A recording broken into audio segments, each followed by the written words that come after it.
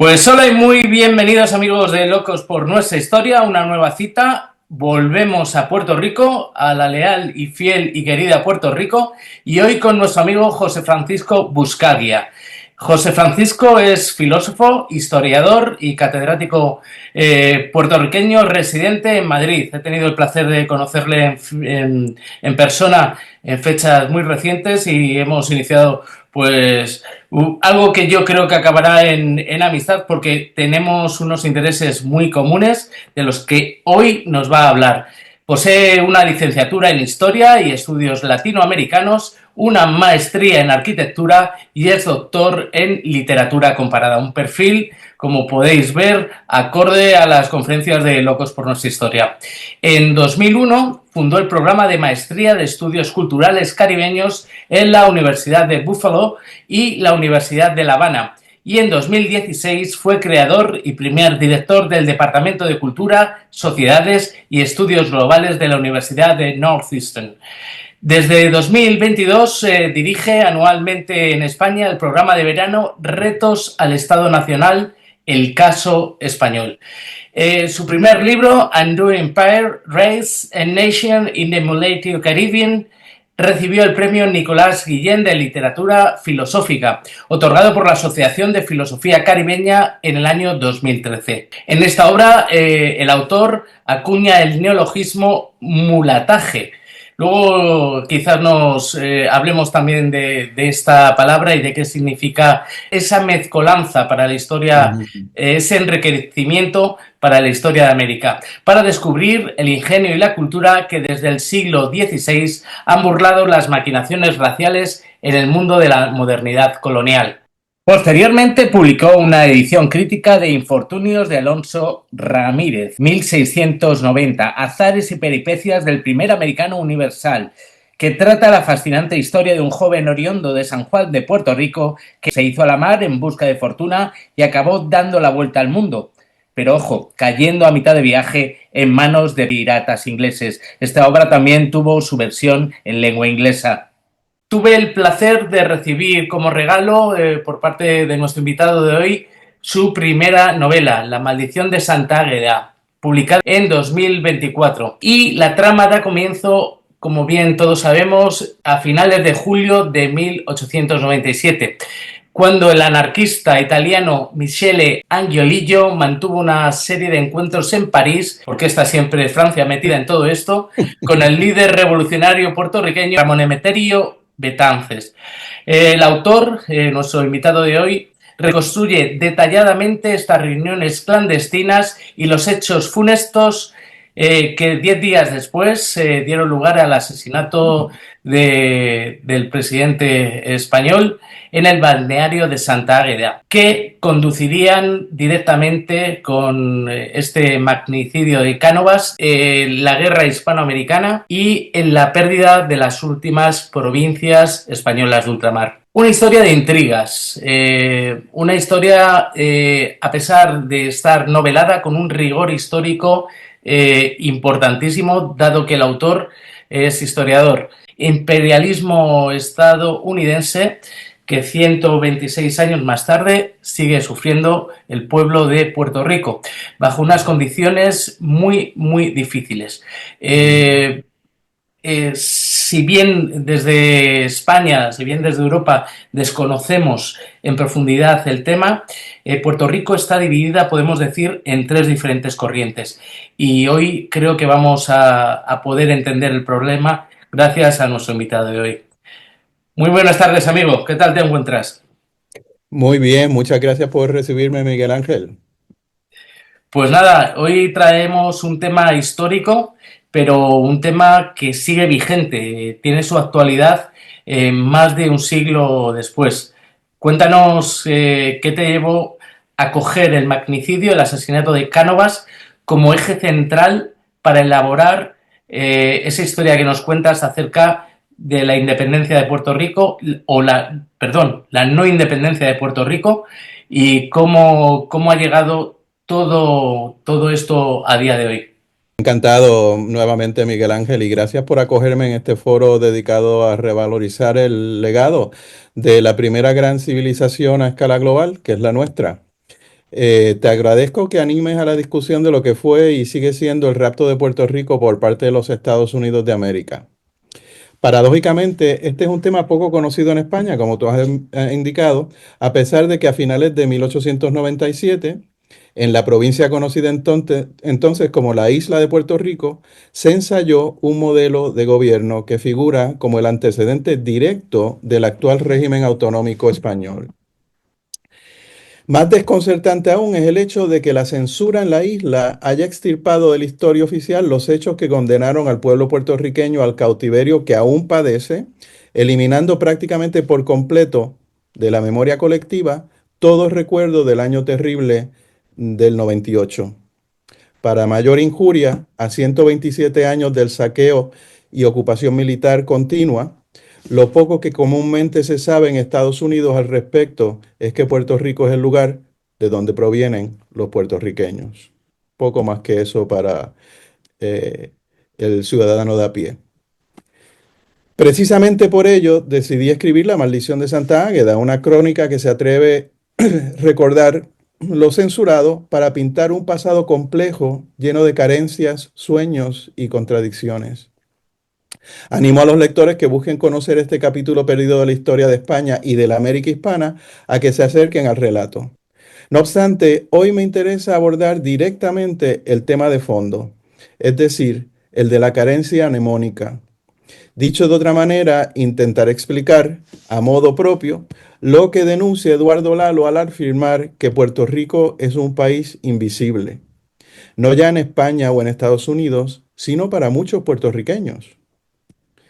Quienes me escuchan sin duda comienzan ya a sospechar que la respuesta a esa gran incógnita se encuentra precisamente allí donde se nos ha prohibido rebuscar.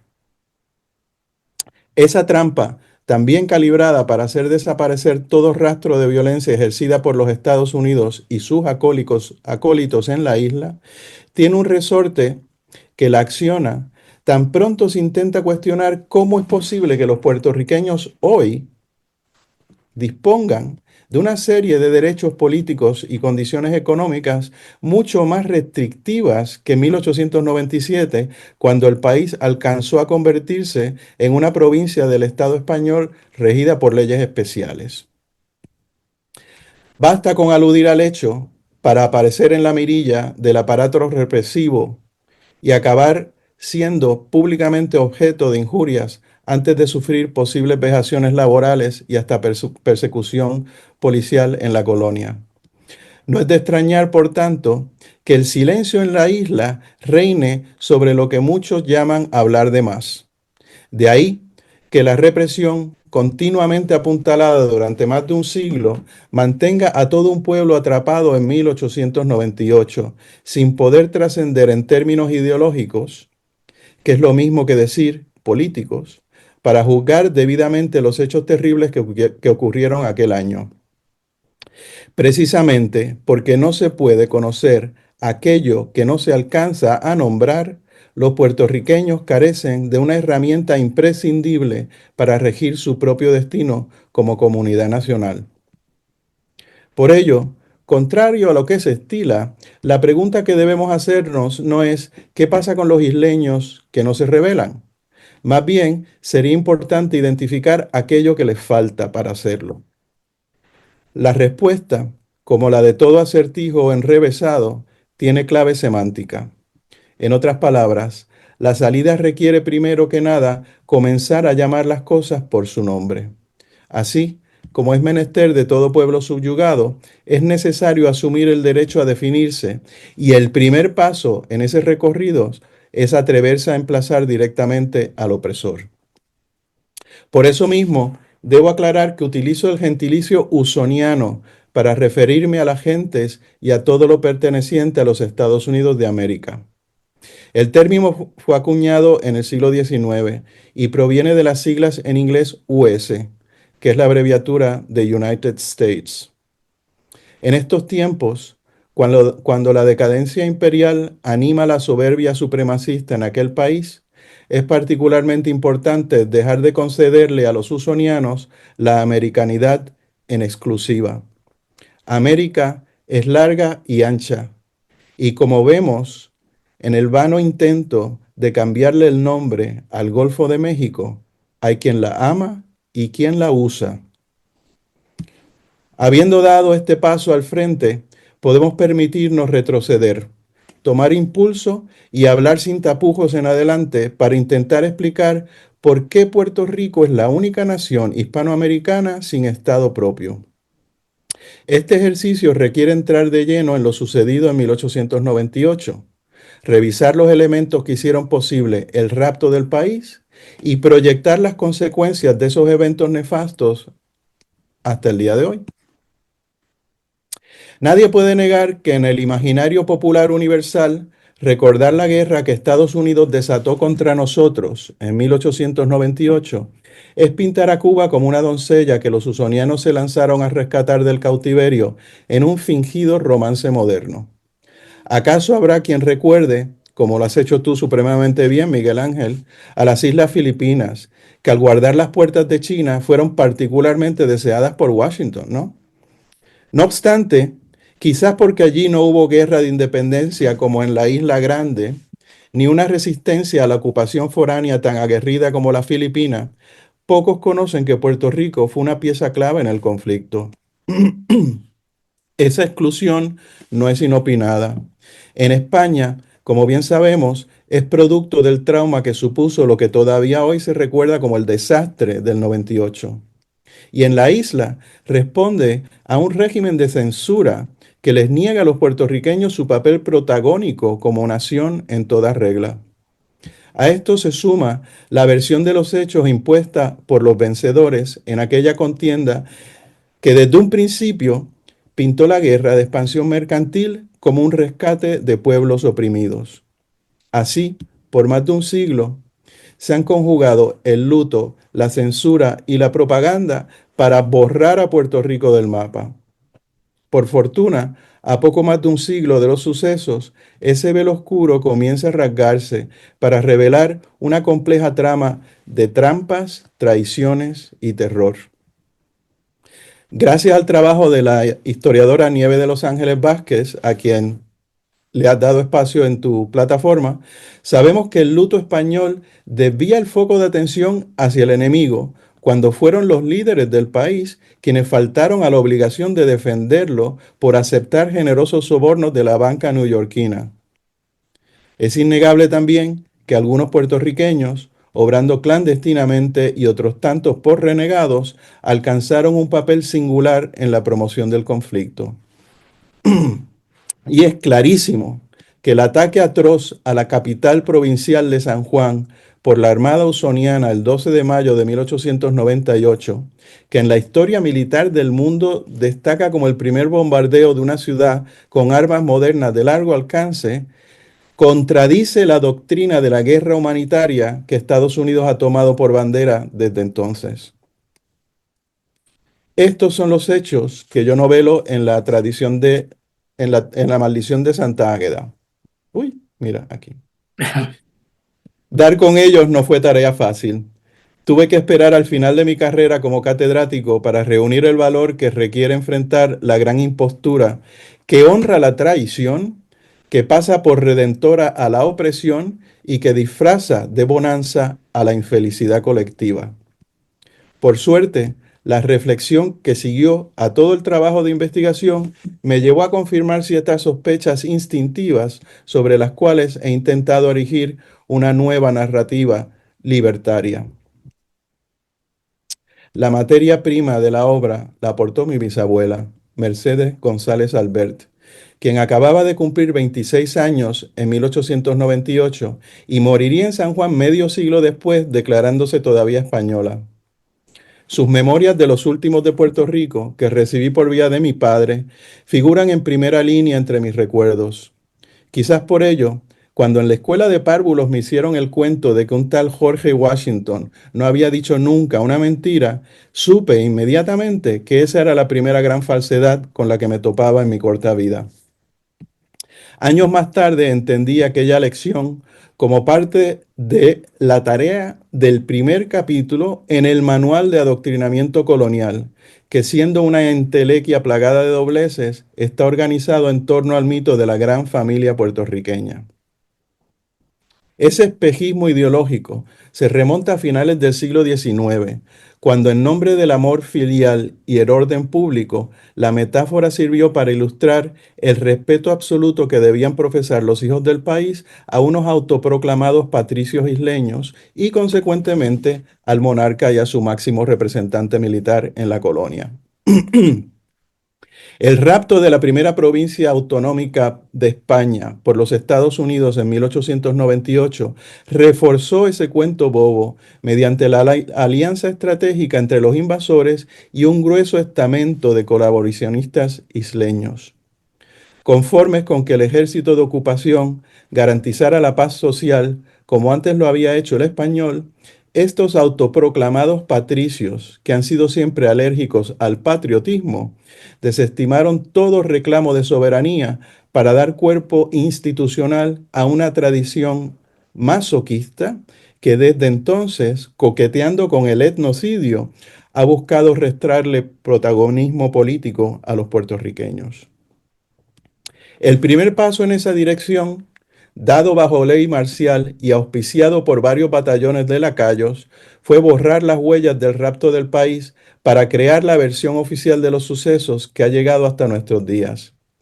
Según esta, los usonianos tomaron la isla sin disparar un solo tiro y fueron por tanto recibidos con flores y alabanzas. Así, de un simple corte, el año terrible de 1898 sería extirpado de la historia para montar en su lugar una especie de gozne bien lubricado. De un lado quedarían 4 siglos reducidos al epígrafe desdeñoso de un tiempo de España, predicado sin matices como una edad oscura. Del otro se alzaría reluciente una supuesta era de libertades y progreso bajo la bandera de las barras y las estrellas.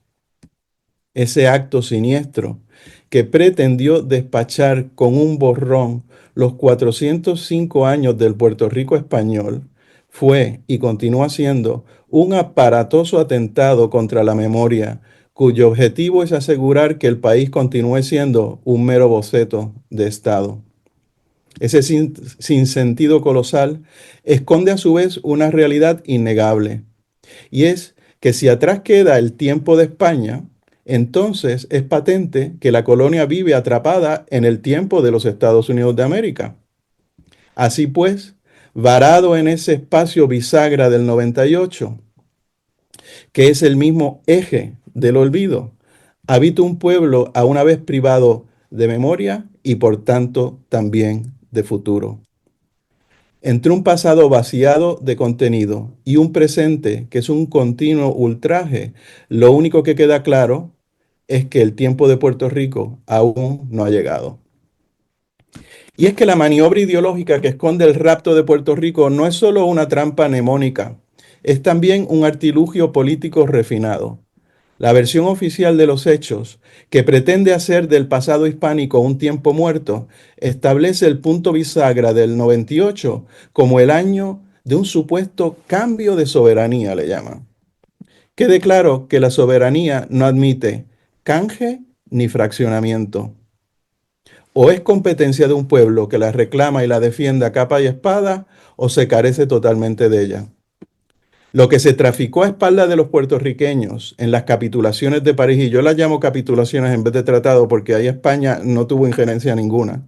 Lo que se traficó a espaldas de los puertorriqueños en las capitulaciones de París por satisfacer todas y cada una de las demandas del agresor fue un cambio de soberano para unas gentes que pasaron de ser súbditos de la corona a ser propiedad, y recalco esto, propiedad del Congreso usoniano hasta el día de hoy. Decir que se trató de un cambio de soberanía, como es Vox Populi en la isla desde entonces, es acceder a la idea macabra que libra a los puertorriqueños de ser dueños de su propio destino. Por eso, a fin de cuentas, nada sucedió como se ha contado. De ahí que Eduardo Lalo describa a Puerto Rico como un ente invisible para muchos de sus hijos. Yo secundo esa declaración. No obstante, debo aclarar que, contrario a lo que se estila, no pienso en mi patria como una anomalía. Todo lo contrario. Decir que el país sigue atrapado en el 98 es ubicarlo entre aquellas naciones truncas o incongruentes que surgieron del desplome de la monarquía católica a principios del siglo XIX. De ahí que, como en el caso de todos los estados modernos desde España hasta Filipinas, incluyendo al resto de la América hispana, sea preciso retroceder 200 años para explicar bien el presente. El siglo XIX puertorriqueño abrió con la heroica defensa de la ciudad de San Juan ante el ataque inglés de 1797 y llegaría a su fin con la entrega inconstitucional de la provincia española a los Estados Unidos en 1898. En ese tiempo, la sociedad insular sufrió cambios profundos, en gran medida como resultado de reales gracias y de licencias concedidas para desarrollar las fuerzas productivas, incentivando respectivamente la inmigración de europeos y la entrada de trabajadores africanos esclavizados. Las consecuencias perniciosas de la trata son harto conocidas y aquí no voy a entrar en esa discusión. Pero nadie habla públicamente del impacto psicopolítico, al decir de Byung-Chul Han, profundamente transformativo causado por la continua avalancha de expatriados europeos que inundó la isla a lo largo del siglo. Aquello fue un martilleo constante que remató la impronta cultural de una sociedad americana tricentenaria, modificando significativamente la composición étnica de su élite, compuesta hasta entonces predominantemente por mestizos de linaje castellano algo remoto. Mas no fue el origen étnico de estas gentes, sino las razones que tuvieron para recalar en Puerto Rico el factor que habría de trastocar el imaginario colectivo para condenar al país a un estado permanente de inmovilismo político que aún padece. Los primeros en llegar fueron irlandeses, que vinieron a montar ingenios azucareros con mano de obra esclavizada. A estos le siguieron una serie de refugiados monárquicos. En un principio serían esclavistas franceses huyendo de la revolución en Saint-Domingue, seguidos de cerca por españoles tanto europeos como americanos, buscando asilo de las guerras civiles que darían paso a las nuevas naciones en tierra firme. A pesar de su diversa procedencia, muchas de estas personas eran portadores del terror de la plantación esclavista, destilando un odio visceral a la revolución. Más tarde arribarían los conocidos comúnmente en el país como corsos y mallorquinos. Esa es una expresión popular en Puerto Rico. Los corsos y los mallorquinos que llegaron en el siglo XIX. Y esta es una categoría que no se limita a los isleños del Mediterráneo, sino que incluye toda clase de peninsulares, como también italianos y franceses, e incluso alemanes, austríacos y hasta turcos. Inicialmente, estos nuevos migrantes, muchos de ellos indigentes, vinieron a reforzar el odio y el terror de los anteriores con una visión nacionalista de lo español que, si bien se debatía en la península, sería públicamente incuestionable en las Antillas. Por regla general, unos y otros portaban además conocimientos técnicos que los colocarían a la cabeza del comercio y de la explotación agrícola en las haciendas. Convertido rápidamente el país en una colonia de plantación, la vieja élite criolla optó por abrir las puertas de sus casas a los recién llegados en función de mantener el decoro social y la pureza de sangre, ya no en un sentido religioso, sino abiertamente racista. Este entronque llevó un pacto en las capas altas que, buscando evitar a toda costa la entrada en la isla de cualquier idea contraria al orden establecido, casó la censura heredada de la Inquisición con un silencio sepulcral en lo político. Puerto Rico no iba a ser ni Saint-Domingue ni Venezuela. A tales fines, sacarían buen partido del código policial que regulaba el sistema esclavista y pronto contarían también con un modelo paralelo de trabajo servil que forzaría a gran parte de la población rural jíbara a abandonar la economía de subsistencia para caer presa del hambre y la miseria en las haciendas. Como suele suceder en estos casos, el esmero del aparato policial causó fricciones que alimentaron dudas dentro de una élite social variopinta que sería incapaz de mitigar sus contradicciones internas. Esto llevaría a muchos de sus integrantes a coquetear con un modelo usoniano buenamente vaciado de contenido político para nutrir sueños de bonanza y confort. Por todo ello, no es de extrañar que durante el último tercio del siglo, el reducido ámbito público insular fuera un concierto disonante de liviandades fantasiosas que poco o nada tenían que ver con los poderes fácticos y las posibilidades reales del país. A falta de planteamientos cabales, la incipiente praxis política oficialista se decantó por la corrupción a mansalva. De ahí surgieron grandes cínicos para abanderar una causa sin más fundamento que acaparar el poder mediatizado dentro del aparato colonial, fenómeno que ha sido muy bien documentado por la profesora Vázquez. Irónicamente, por más que muchos de sus líderes auparan modelos foráneos, aquello era un vivo reflejo del teatro político peninsular. Si existía alguna diferencia marcada, era que el porvenir en la colonia se conjugaba en pretérito, es decir, desde un punto muerto que reducía cualquier diferencia entre liberales y conservadores al simple posicionamiento de cada individuo o partido frente a la metrópolis remota.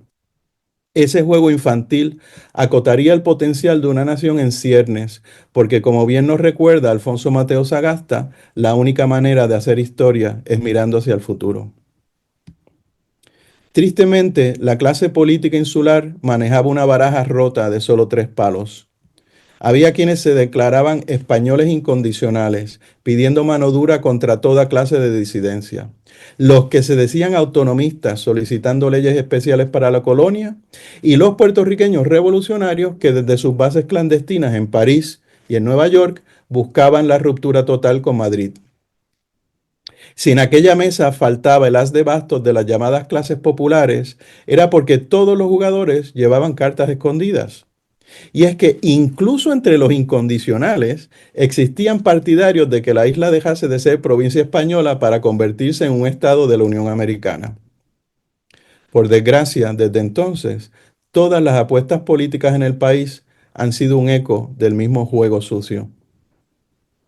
Es en este sentido que yo nombro y doy cuerpo en la novela a la modalidad política puertorriqueña del colonialismo por invitación. Ese fenómeno que ha organizado la sociedad insular por 2 centurias responde a la renovación constante mediante sucesivas oleadas migratorias fomentadas por el gobierno colonial de la casta socio-racial que constituye la pequeña burguesía local.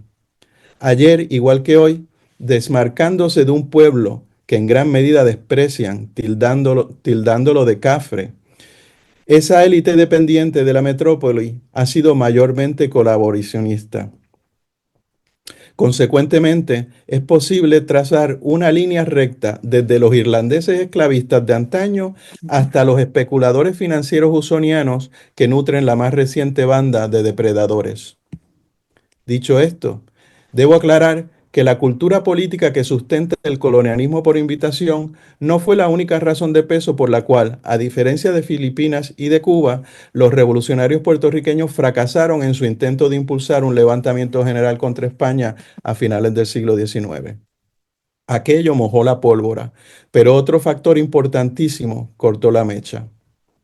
El hecho, obviado por la historia oficial y mayormente proscrito en la contestataria, es que los jíbaros, esa otra gran amalgama social que formaba el grueso de la población, se consideraban viejos españoles de Indias en el sentido que se llegó a entender la hispanidad bajo el antiguo régimen. A ver, ¿que eran portadores de un recelo profundo de las autoridades civiles, militares y eclesiásticas? Por supuesto que sí. ¿Que el clan era su patria y que vivían fuera de la ley acorde a códigos ancestrales? También. ¿Que mataban por no faltar a la palabra? Sin duda alguna. Pues entonces, siendo portadores de esa rebeldía innata y una alta nobleza de espíritu, ¿quién pudiera negar que aquellos borincanos viejos eran unos americanos muy españoles? Todo así es obvio que si bien el celo de las fuerzas de orden público los fastidiaba, sus verdaderos mortificadores eran los hacendados advenedizos. Precisamente debido a que la mala sangre entre estas gentes descollaba sobre las rencillas que ambas pudieran tener con la metrópoli, la alquimia social a la altura de 1898 no dispuso ni del hartazgo de los ricos ni del brío incendiario de los pobres. ambos elementos indispensables para transmutar la colonia en república. Es precisamente esa conclusión y la reflexión que me llevó a ella la que impulsó esta empresa. De hecho, el problema que genera toda la acción en la maldición de Santa Águeda es la incapacidad del máximo líder revolucionario puertorriqueño, Ramón Emeterio Betances, a quien tú has citado, para dar con la razón por la cual su pueblo no accedía a levantarse. Esa gran frustración, al final de una larga vida de lucha y privaciones, le obligaría a darle amparo y patrocinio, tanto intelectual como material, a Michele Angiolillo Lombardi, el anarquista italiano que el domingo 8 de agosto de 1897, en el balneario de Santa Águeda en Mondragón, Guipúzcoa, daría muerte al presidente del gobierno español, regalándole a Antonio Cánovas del Castillo 3 tiros a bocajarro. Las consecuencias de aquella acción fueron totalmente contrarias a lo deseado por Betances. La muerte de Cánovas terminaría precipitando la intervención de Estados Unidos en la Guerra de Independencia de Cuba y animando a ciertos renegados de la sección de Puerto Rico del Partido Revolucionario Cubano en Nueva York a entregarle a la Marina de los Estados Unidos los planes preparados desde hacía años para lanzar una invasión libertaria de la isla desde la República Dominicana.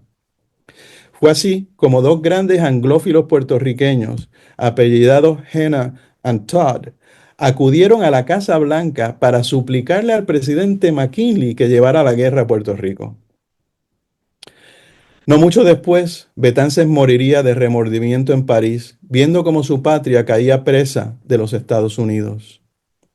Si bien, como aludo yo en la obra, el viejo revolucionario llegó a lamentar su error de cálculo con Angiolillo, hay que decir que tuvo buena puntería al advertir in extremis que caer en manos de los usonianos, o yanquis como él los llamaba, supondría una cadena perpetua para los puertorriqueños.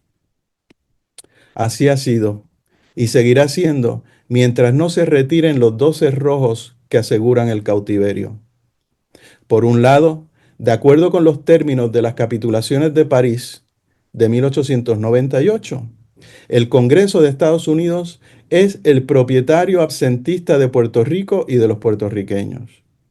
Por el otro, la casta extranjerizante continúa firmemente en control del poder local, practicando el turnismo a la española, una modalidad que en la península llegó a su fin hace un siglo con la dictadura de Primo de Rivera, ¿no? Queda claro que la soberanía popular, jamás ejercida plenamente por los puertorriqueños, es la llave que abre esos dos candados. Pero hay un problema.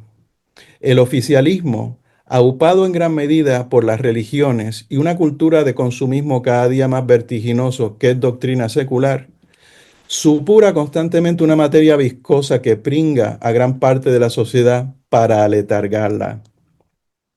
Por ello, perdonando la redundancia, el inmovilismo permanente es una política de Estado que organiza prácticamente en exclusiva el Estado político, sin hacer distinción entre las diversas facciones que fingen grandes diferencias.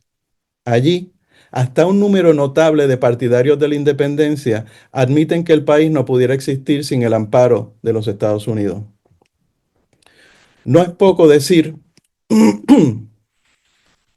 que esa cultura de la dependencia pincha hueso hasta llegar al tuétano, allí donde en términos psicopolíticos se encuentra el eje vertebrador de una sociedad desaforada cuya población vive mayormente de espaldas al futuro autogestionado. Las causas de ese desfase son complejas y apuntan en gran medida al abuso sostenido por generaciones. No tengo tiempo aquí para describir en detalle todo lo que ha supuesto la colonización de mi país por los Estados Unidos. Baste decir que animados desde un principio por la banca neoyorquina, los militares y las corporaciones usonianas se dieron a la tarea de saquear sistemáticamente los recursos de la isla, sometiendo a su población a una proletarización que desató la hambruna general constante, arrojando al exilio durante todo el siglo XIX a una buena parte de la población indigente. A mitad de ese camino, que es un circuito cerrado, en 1952, la administración colonial se puso en manos de la élite local, amparada como siempre por el aparato militar extranjero. Serían tres sus competencias principales. La primera fue reprimir toda la disidencia sindical e independentista. La segunda sería atraer a la isla empresas exclusivamente usonianas, librándolas de toda carga tributaria. Los beneficios derivados de ese laissez-faire desmadrado tuvieron un coste altísimo, que como el rapto inicial de la isla por los Estados Unidos, se ha intentado borrar de la historia. Y es que el grueso de la gestión gubernativa del mal llamado Estado Libre Asociado, o ELA, fue encargarse directamente de hacer desaparecer entre 1950 y 1970 al 34% de la población del país mediante un programa oficial de emigración destinado a abastecer de mano de obra barata a las fábricas y campos de cultivo en Estados Unidos. Igual que el rapto inicial de la isla en el 98, la violencia de la mutilación autoinfligida en el nombre del progreso fue desdibujada por otro truco semántico magistral. Así se entronó el equívoco en la ambigüedad más descarada para eximir de toda culpa aquello que se nombra pero no se puede tocar. Y es que Lela nunca fue ni Estado, ni mucho menos libre y para nada asociado. Como apuntara Félix Jiménez, la indefinición penetró en lo más recóndito del subconsciente colectivo para tomar por asalto la recámara donde se engendra el ser y los saberes de la carne. De esa forma, repasando el acto que hizo desaparecer el ultraje del 98, el ELA se instaló en lo más intangible para no ser, en términos de género, ni él ni ella. Simplemente ELA. Por eso será siempre allí, en el coto prohibido del 98, donde se han de encontrar las bases de la crisis profunda del Estado colonial en la actualidad, y que más allá de la bancarrota insalvable, es una quiebra moral de grandes dimensiones. Ese derrumbe, producto de unas políticas de asimilación cultural, adoctrinamiento religioso, militarización del país, esterilización masiva de las mujeres y una represión sostenida del movimiento de liberación, han caracterizado a un régimen que, rayando en el etnocidio, ha procurado en todo momento restarle protagonismo a los puertorriqueños. Valga recalcar que todo esto se ha hecho con el apoyo de muchos de los isleños, que por más de 6 generaciones han colaborado con las fuerzas de ocupación para beneficio propio, llegando a decantarse últimamente algunos de sus líderes por la idea de un Puerto Rico sin puertorriqueños. Al final, todo regresa al 98, porque la limpieza étnica fue desde un principio el plan de los usonianos. Y esto está muy bien documentado. Por fortuna, parece ser que una nueva generación de jóvenes, aupada sobre los hombros de los históricos que han resistido desde el primer día, están intentando activamente tomar las riendas de su propio destino para evitar, y aquí cito, que hagan contigo lo que le pasó a Hawái. Así reza el estribillo de una canción popular de Benito Martínez Ocasio, mejor conocido como Bad Bunny, que hablando finalmente con megafonía de lo que hasta hace nada estaba prohibido mencionar públicamente, advierte sobre la culminación del programa colonial usoniano en Puerto Rico. Estas nuevas voces, que llegan en un momento crítico, advierten oportunidades que habrán de sortearse entre los escollos de siempre. Añádase a la parálisis política degenerativa y a las malas mañas del colonialismo por invitación, una amenaza imprevista que se ciñe sobre el país. Hablo de la posibilidad de que bajo el régimen actual en Washington, Puerto Rico pueda ser sacrificado como un peón en el tablero de la geopolítica mundial. Los 1.362 obuses que lanzó la flota del almirante Sampson sobre San Juan el 12 de mayo de 1898 hicieron de Puerto Rico la primera víctima de la empresa imperialista usoniana. Es imprescindible que ahora, al final de esa historia, los puertorriqueños eviten pagar 2 veces por una misma violación. Ojo, que ya hay quien anda tentando esa suerte acercándose al precipicio. Me refiero a un puñado de puertorriqueños que en estos días solicitan audiencia en la Casa Blanca para suplicarle a un dictador en ciernes que lance al país al vacío, dándole la espalda al derecho internacional sin contar con el Congreso ni mucho menos consultar al pueblo puertorriqueño.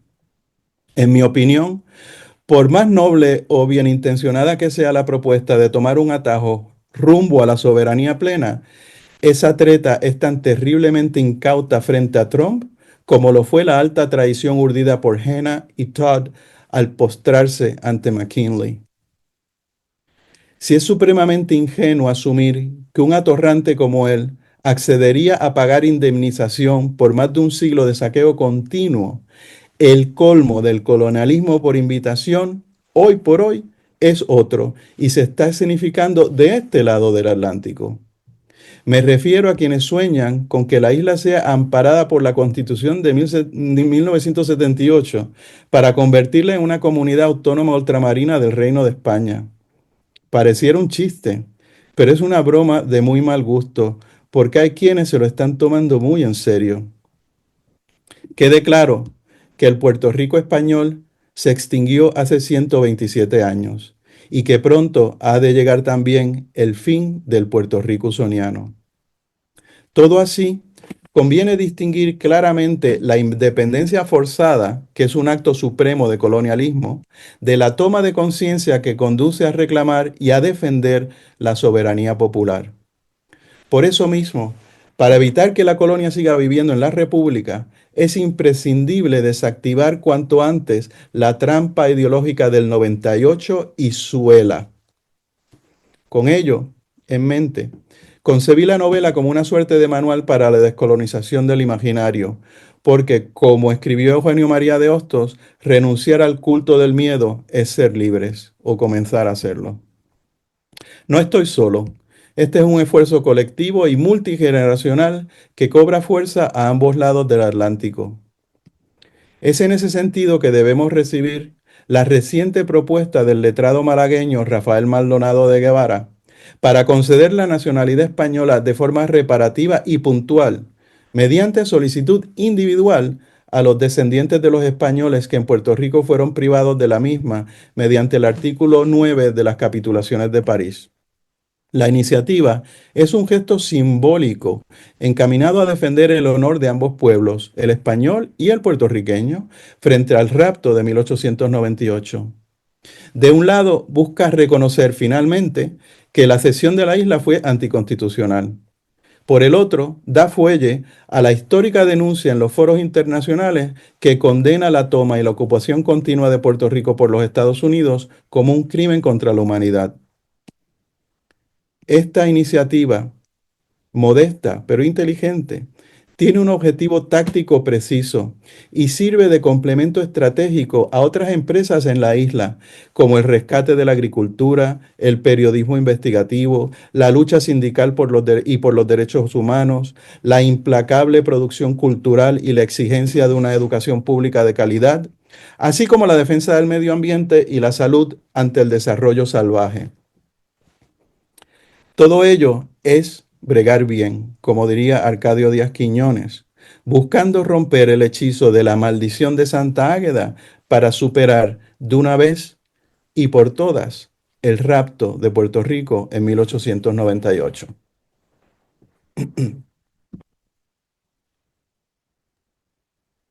Querido amigo, qué triste la situación y por otra parte, qué claro parece que está el tema a pesar de estar tan dificultosa la solución, Ujú, porque la enfermedad la conocemos, ujú, sabemos cuáles son los males, pero no sabemos cuál es la terapia. ujú. ¿Qué podría hacer cualquier puertorriqueño, cualquier español para intentar de alguna manera encauzar este problema? Bueno, en gran medida la solución comienza por entender lo que ocurrió, ¿verdad? el hecho de que en Puerto Rico no se hable del 98. O sea, yo he sido profesor por 40 años de mi vida, en mi carrera.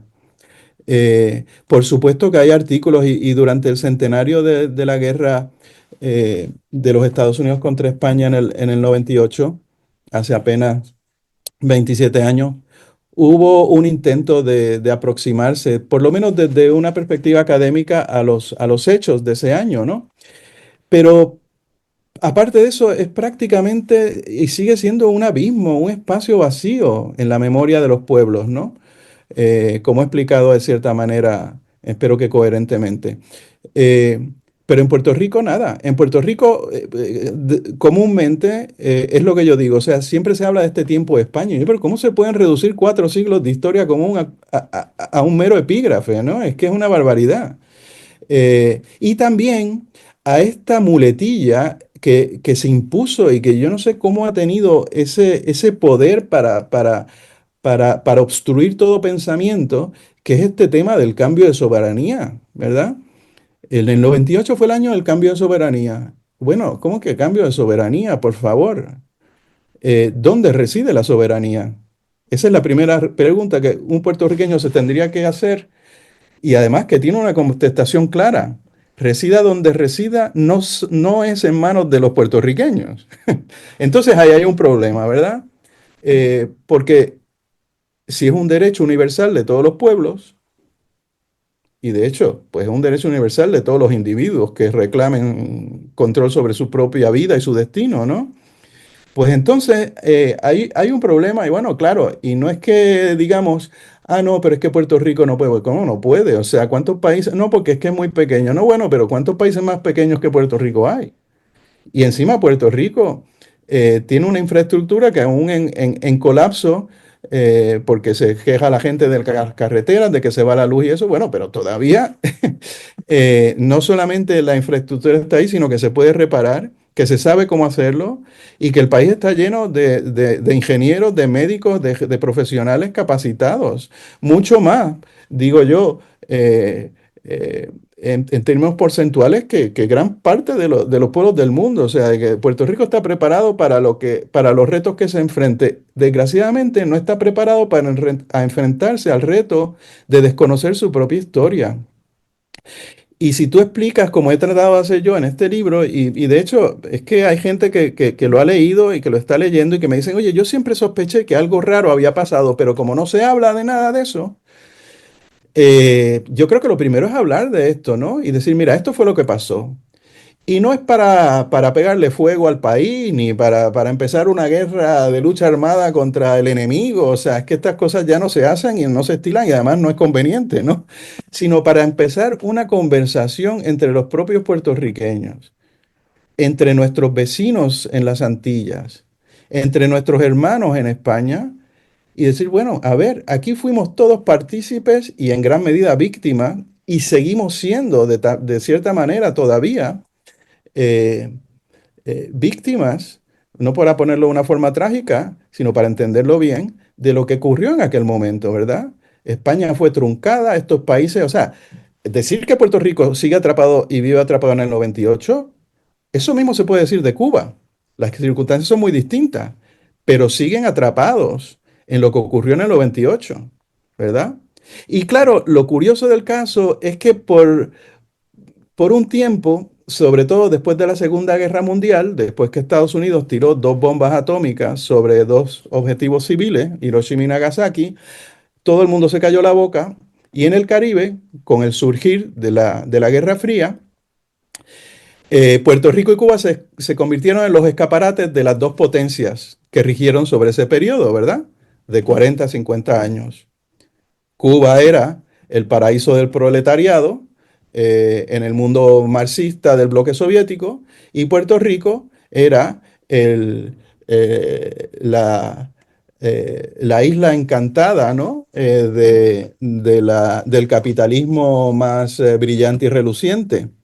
Claro, se acabó la Guerra Fría y ambas potencias perdieron todo el interés y esos dos escaparates, que fueron los modelos en las Antillas y para toda la América, de las posibilidades que ofrecían ambos imperios, son ahora unos modelos colapsados, ¿verdad? Eh, no tengo que explicar cómo es la situación en Cuba porque no hace falta más que meterse en YouTube y ver los videos que están saliendo de la isla con las calles vacías de gente y llenas de basura en unas ciudades que parece aquello casi Gaza, ¿no? Y por supuesto, Puerto Rico no queda muy atrás. Todavía hay comida, pero hay unos apagones que son tan increíbles al final de esta historia como los que se están dando en Cuba, ¿no? Eh, Así que esto, la primera recomendación es enfrentarse a las contradicciones de ese pasado y a las realidades que dieron pie, que sostuvieron y que siguen apoyando lo que es el Estado colonial en Puerto Rico. O sea, esta idea obviamente yo trato de no hablar mucho sobre la independencia, porque la independencia es un concepto romántico que tuvo cabida en el siglo XIX y principios del siglo XX, pero ya no hay ningún país independiente y esto lo están probando la geopolítica mundial, o sea, y no voy a entrar en el tema, pero creo que todo el mundo sabe de lo que estamos hablando. O sea, cualquier cosa que pase en un lugar repercute en el otro. Pero sí hay que hablar de soberanía y hay que hablar de controlar los recursos, porque los recursos en todos los países, desde los más grandes hasta los más pequeños, son escasos. Y lo que viene ahora son batallas, y es lo que se está dando debajo de toda este ruido que se hace, lo que se está dando es una guerra no declarada por los recursos que cada vez son más escasos, ¿verdad? Y que la economía necesita para mantener los estándares de vida que la gente o está acostumbrada o cree que o desea, ¿no? Sí, bueno, el problema ha sido el mismo en España, que la historia que estudiamos en nuestras universidades, en nuestros colegios, la han escrito desde fuera. Claro. Entonces, Sí. siempre suena a broma, pero en el circo romano nunca el león era el bueno. Eh, Ujú, ujú, el ganador siempre, lógicamente, tiene que depurar lo que ha acontecido, sea lícito, sea bueno o no. Es decir, sí. Estados Unidos, la imagen que nos han vendido es que, sobre todo en Cuba, que fue a liberar al pueblo cubano del yugo español, cuando realmente, pues sí, había una serie de cubanos, de filipinos que querían una independencia, que tendrían sus motivos religiosos, políticos, de índole masónica, como queramos verlo, como queramos entenderlo, pero había otros muchos que no. Y al final lo que nos han vendido, lo que nos han transmitido desde instituciones académicas serias es que todo el pueblo cubano, todo el pueblo filipino estaba subyugado y que todos ellos estaban deseando que Estados Unidos llegara a liberarlos. Somos nosotros los primeros que nos lo hemos creído. Sí, no, por supuesto. Además, bueno, mira, es que hablar de finales del siglo XIX y decir que los pueblos estaban subyugados, bueno, eso es lo que se estilaba en todas partes. O sea, en España, en el campo español se pasaba tanta hambre como en la manigua cubana. Y puedes darle la vuelta y le podías dar la vuelta al mundo yendo de país en país, y era lo mismo. En Francia también. Eh, a ver. Esto es toda una gran mentira, como tú dices, ¿no? El problema es que nos la creemos, que muchos de nosotros creemos en la mentira que se ha contado. O sea, yo en el libro pongo el ejemplo de la famosa historia que contó el archiconocido Teddy Roosevelt, ¿no? Que montó una compañía de caballería, supuestamente con dinero de su propio bolsillo, para ir a ser de cowboy heroico en Cuba, ¿verdad? Entonces, Roosevelt cuenta que él y sus hombres, los famosos Rough Riders, eh, cargaron a caballo ¿eh? por la loma, contra la loma de San Juan, donde había y se dio una defensa heroica por parte de los españoles, ¿no? O sea, estaban rodeados y numéricamente en una desventaja increíble. Y por supuesto, la única ventaja que tenían era que estaban en la tierra alta, ¿no? El Teddy Roosevelt descaradamente cuenta Y lo contaba, pues, ¿no? Fumando, bebiendo whisky y fumando tabaco después de todo, que él y sus hombres cargaron a caballo, bueno, con el pecho y la camisa abierta frente a las balas españolas con las que los rociaban desde la altura. Y resulta que la operación fue tan desastrosa que dejaron los caballos en el puerto de Tampa, o sea que él no tenía montura en Cuba.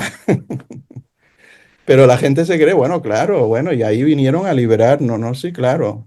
El problema fue, y yo creo que esto se ha dicho ya en programas anteriores, que muy claramente en Madrid se dieron instrucciones de que no se defendieran, que se entregaran las islas, que no se diera guerra. Y, y ahí quedó todo, ¿no?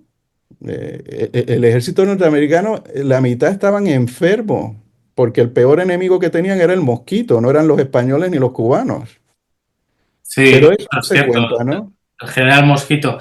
Sí, sí. Recordamos a nuestros amigos, a nuestros seguidores, el programa de Nieve de Los Ángeles Vázquez sobre esas conjuras políticas dentro de España que llevaron Ujú, a cabo pues muchos políticos españoles para evitar o para agilizar, para facilitar la pérdida de una guerra, con ella ujú, pues dar también su beneplácito a ese ilegal tratado de paz, como bien ha dicho ujú, nuestro amigo, capitulación, más que claro. tratado de paz, porque España tuvo que sufrir las injerencias del cónsul francés en Washington, que fue quien Ujú, negoció en nombre de España, cuando ujú, eso no estaba amparado constitucionalmente por la ujú, Constitución de 1876 en vigor, y que lógicamente fue desfavorable en todos y cada uno de sus artículos para los intereses españoles. También recordamos el fantástico, la fantástica propuesta que ha hecho Rafael Maldonado de Guevara, nuestro gran amigo de este ujú, programa, que no hay que equivocarse. Rafael no propugna, no propone la pérdida de la nacionalidad norteamericana o de ese pasaporte americano para los puertorriqueños, sino que oferta un proyecto de ley para que el Estado español corresponda de manera, vamos a decirlo así, generosa, pero justa a aquellos descendientes de aquellos españoles que perdieron la nacionalidad sin poder optar, porque no se les dio opción a optar por conservar la propia al ujú, haber nacido en Puerto Rico. Es decir, un español de Puerto Rico en 1899, cuando se firma la capitulación de París, no tuvo opción a conservar su nacionalidad.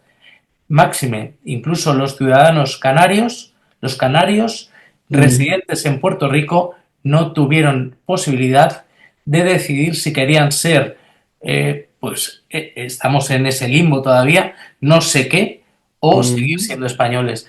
Y claro, eso creo que hay que entenderlo bien, porque no estamos pidiendo una reincorporación de Puerto Rico, que claro que como tú no. bien dices, yo tampoco la veo factible ni coherente, porque yo muchas veces lo he discutido con varios reunificacionistas. Eso es como volver con tu novia del colegio, de cuando tenías 15 años, tengo ya 50. ¿De qué hablamos ahora? Sí, No, sí, no claro lo que veo no. factible, sino abrir esos lazos, esa unión que como hispanos tenemos y esa historia común que, como tú has dicho, 400 años, que nos hacen más fuertes a todos.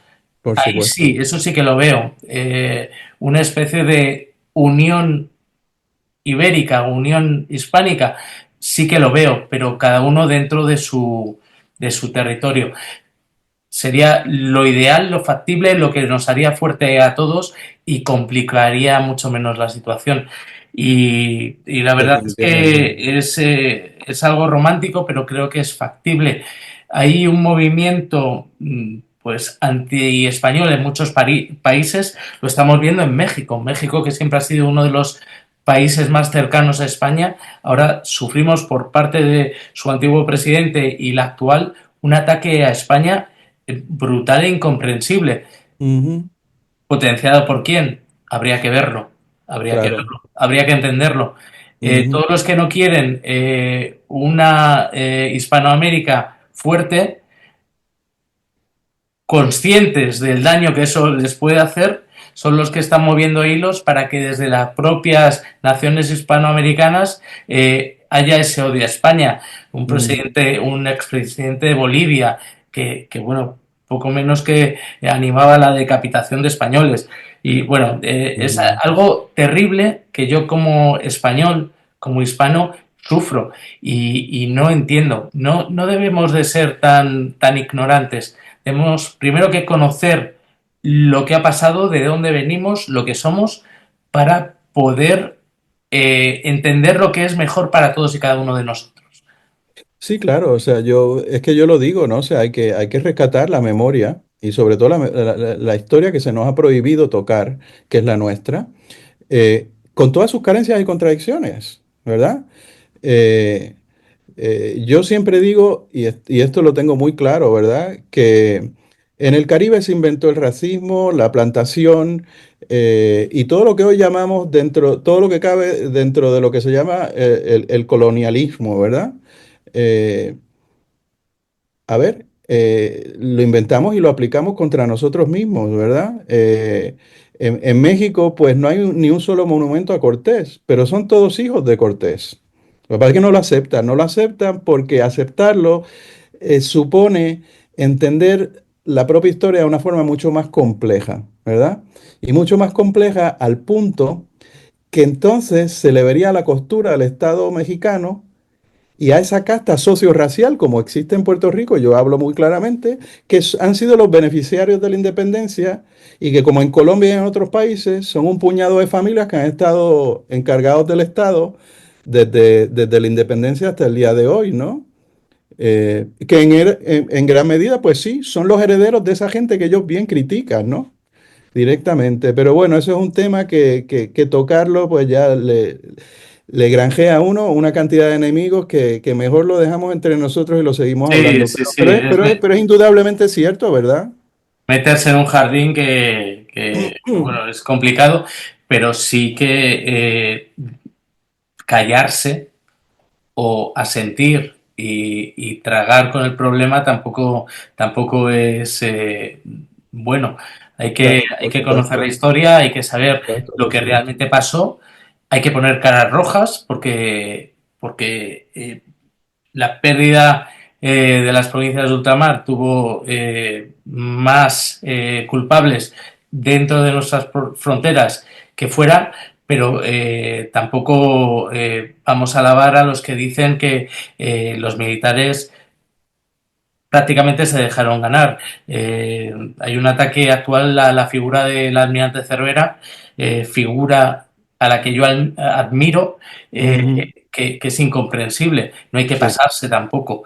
Los papeles están ahí, hay que conocer la historia, pero no hay que ver fantasmas donde no los hay. sí, sí, Y yo, pues eso, animo a todo el mundo pues a estudiar la historia por nuestros propios medios, ir a claro. las fuentes primarias en la medida de lo posible, que nadie nos lo cuente. No es tan difícil, quiero decir, una constitución de 1876 de la que hablaba Nieves de los Ángeles está publicada en Internet, la puede ver cualquiera. Ver un tratado de paz, entre comillas, de París está en Internet, lo puede leer Ujú, cualquiera. ujú, Conocer esos protocolos de toda la negociación está en abierto. claro. Entonces, basta con tener unos rudimentos y leer y sacar las conclusiones por uno mismo. Yo como historiador nunca he querido convencer a nadie. Yo te Ujú, expongo los datos, te doy documentación que quizás tú no conozcas ujú, o primaria que ha sido pues descubierta por uno mismo y que te la puedo ofrecer, pero oye, saca tus conclusiones, que creo que es la manera más sana de vivir la historia. Y por mi parte, amigo mío, joder, es un jardín donde nos hemos metido hoy, pero creo que hemos salido bastante bien, ¿eh? No creo que... Sí, sí, sí, y al final yo creo que, mira, el libro, entre otras cosas, como bien tú señalas, yo rescato unas figuras que han sido olvidadas y borradas de la historia, entre ellos una persona a quien yo he llegado a casi que a conocer personalmente porque leí sus cartas y estuve, eh, el general Ortega y Díez, que es el último militar de mayor rango que se retira de Puerto Rico, ¿no? Fue un hombre con un alto sentido del honor y del deber patrio, ¿no? Y verdaderamente pues, prácticamente desconocido en España también, ¿no? Eh, también rescato a, bueno, de Betances se habla mucho en Puerto Rico porque, bueno, se considera el padre de la patria, ¿no? Estas cosas románticas de paternalismo trasnochado, pero bueno, el padre de la patria, no hay duda ninguna que fue un hombre que dio su vida por un ideal. eh, eh, pero se habla muy poco de él y nunca se ha novelado, nunca nadie se ha tratado de meter en su cabeza, ¿no? Y yo creo que yo lo hago hasta cierto punto en la novela y sobre todo su esposa o su compañera de vida, ¿no? Simplicia Jiménez, que es una persona que ha sido totalmente borrada de la historia porque lo defendía a capa y espada y todos los cubanos en París que se querían quedar con su puesto con su puesto y con el dinero que él manejaba honradamente. Se encargaron de maltratar su memoria y lo siguen haciendo hasta el día de hoy en Cuba y en Puerto Rico, ¿no? Eh, y estas personas que uno rescata de la historia nos ayudan a relacionarnos con esos personajes que fueron victimizados igual que nosotros y que igual que nosotros reclaman desde el pasado que se les devuelva el honor perdido, ¿no? ¿Qué es lo que pido yo? Esto es una cuestión de honor, ¿no? Obviamente es una cuestión muy práctica, porque yo defenderé toda mi vida que cuando uno se encarga de sus propios negocios, pues a uno le va mejor la vida en vez de entregarle la casa al vecino, ¿no? Pero bueno, eso ya es un tema que ahí sí que hay que convencer a mucha gente, porque en Puerto Rico, pues por desgracia, una de los aspectos más nocivos del colonialismo es haber convencido a grandes capas del pueblo de que son impotentes, ¿no? Y de que no se pueden encargar de sus propios asuntos. Pero bueno, ese ya es un tema para otra conferencia. Lo de borrar gente que ha hecho cosas grandes de la historia por parte de grupos de mediocres, eso yo creo que es una lacra de cualquier país.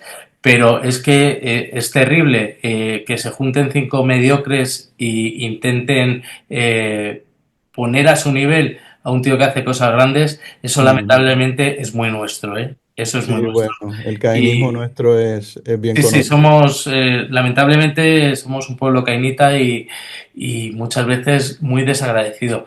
Gente que ha dado la vida, me vuelve a venir Cervera, pero no me vienen tantos y Claro, tantos claro, nombres. claro, no, por Eh, supuesto, Cervera fue intentar ejemplar y luego manchar, lo pasó muy mal. Los norteamericanos lo pasearon como un animal de circo sí, y luego efectivamente, acá sí, efectivamente, por poco lo dejan. Ujú, y se olvidan que Cervera le sacaron de los pelos del agua ujú, y posteriormente sacaron a su hijo, que iba con él ujú, en el barco y que... pero bueno, esas cosas hay que conocerlas y hay que saberlas, pero sobre todo hay que apreciarlas. ujú. Y nada, por mi parte yo les recomiendo leer esa novela. Yo aquí les voy a poner el título, la editorial, esa portada y luego la comentamos. Coméntenos ustedes en este vídeo, en los justo abajo, pues tienen la opción de comentar. Una vez que la hayan leído, ¿qué les ha parecido? ¿Qué han sacado en claro? ¿Qué datos conocían y qué datos no tenían la más remota idea? Y así, haciendo ese ejercicio, van a ganar ustedes mucho. Créanme. Amigo, muchísimas gracias.